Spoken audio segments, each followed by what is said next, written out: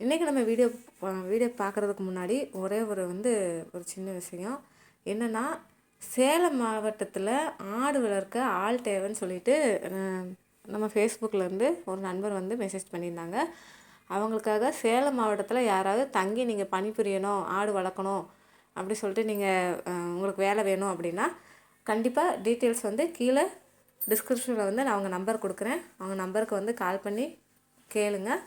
சேலத்தில் தங்குற வசதியோடு ஆடு வளர்க்க ஆட்கள் தேவை. ஓகேங்களா? கண்டிப்பாக யாராவது இருந்தால் இந்த ஃபோன் நம்பருக்கு ஃபோன் பண்ணி கேளுங்க.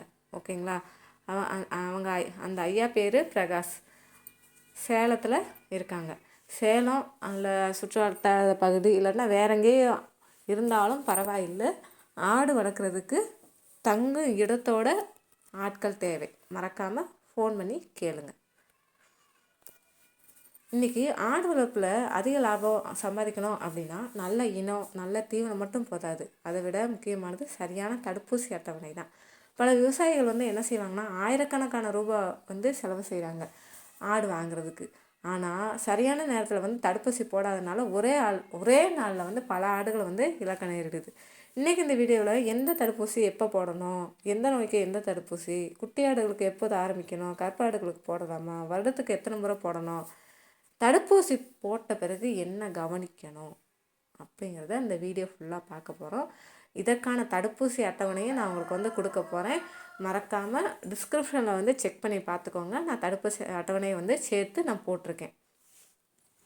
ஓகேங்களா? எப்பப்போ தடுப்பூசி போடணும் அப்படின்னு சொல்லிட்டு. இப்போ தடுப்பூசி ஏன் அவசியம் அப்படின்னா, ஒரு ஆட்டுக்கு நோய் வந்த பின்னாடி சிகிச்சை பண்ணுறதை காட்டிலும் நோய் வராமல் தடுக்கிறதா சிறந்தது. தடுப்பூசி எதுக்கு போடணும்?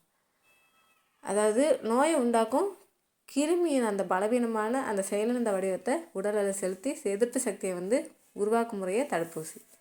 இதோட நன்மைகள் என்னென்னா, இறப்பு குறையும், மருந்து செலவு குறையும், வளர்ச்சி வேகம் அதிகரிக்கும், குட்டி உயிர் பிழைப்பு அதிகரிக்கும், பண்ணை லாபம் உயரும்.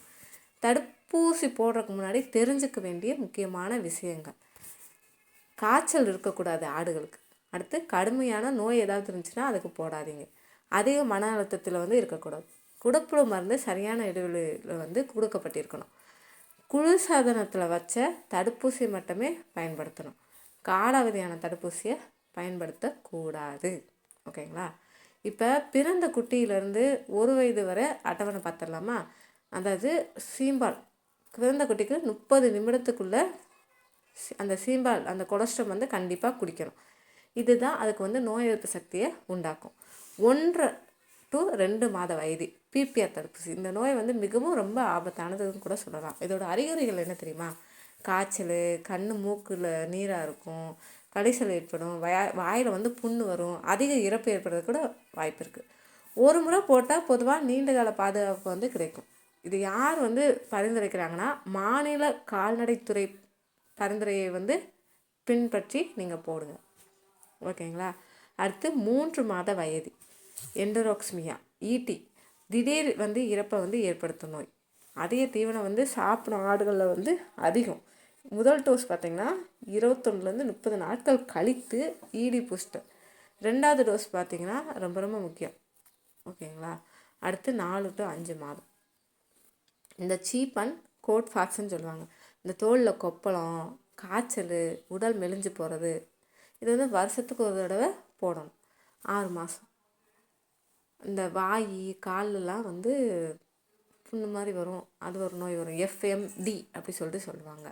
அதாவது ஃபுட் அண்ட் மவுத் டிசீஸ். வாய், குழம்பு, நாக்கு, பால் உற்பத்தி எல்லாமே பாதிக்கும். 6 to 8 மாதம். ஹெமோகிராசிக் செப்டோசீமியா ஹச்எஸ் மழைக்காலத்துக்கு முன்னாடி வருஷத்துக்கு ஒரு தடவை போடணும். அடுத்து, ஆந்த்ராக்ஸ் பாதிப்புள்ள பகுதிகளில் ஆந்த்ராக்ஸ் வேக்சின் போடணும். அரசு கால்நடை மருத்துவரோட ஆலோசனை மட்டும் போடுங்க. பெரிய ஆடுகளுக்கான வருடாந்திர அட்டவணை.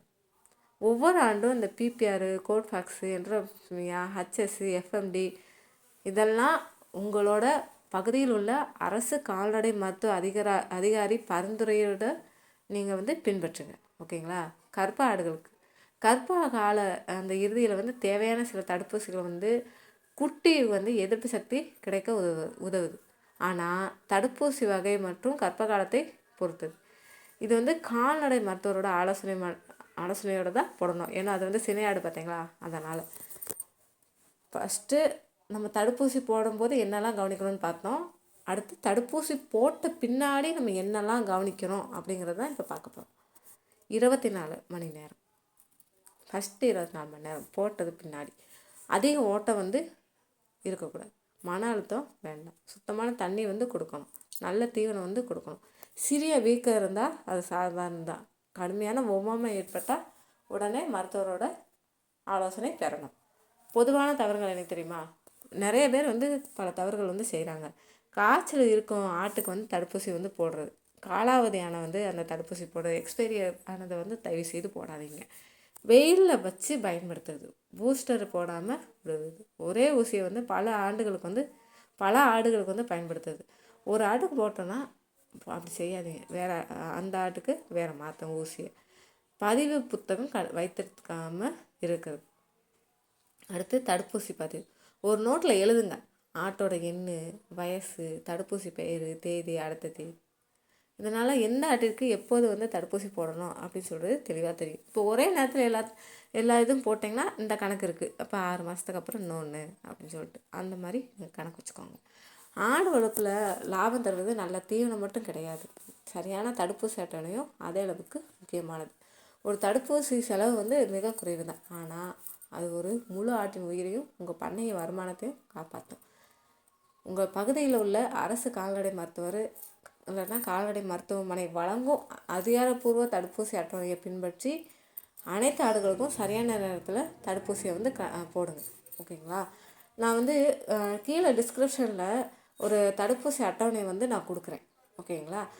இது வந்து நாங்கள் பின்பற்றுகிற முறை.